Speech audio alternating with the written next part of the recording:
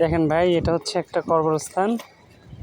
যাদের দুনিয়ায় অনেক অহংকারী, পা মাটিতে পড়তো না অহংকারের কারণে, অনেক ক্ষমতা, তারপর অনেক ক্ষমতা, বাড়ি গাড়ি দালান কোঠার অভাব ছিল না, ছেলে সন্তানের অভাব ছিল না। এই যে একটা দাফন হবে, এখন একটা মুর্দার নিয়ে আসছে, এখন দাফন হবে।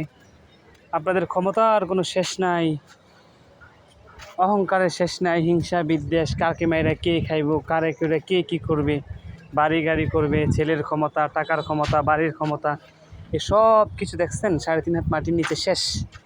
এটা আপনার সাথে ঘটবে ভাই, এটা আপনার সাথে ঘটবে, আমার সাথে ঘটবে, সবার সাথে ঘটবে।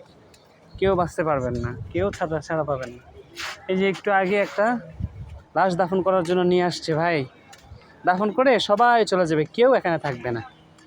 রাত দিন মেঘ বৃষ্টি তুফান সবাই চলে যাবে, কেউ থাকবে না, বুঝছেন? এই হচ্ছে অবস্থা। এখনো সময় হয় না পরিবর্তন হওয়ার।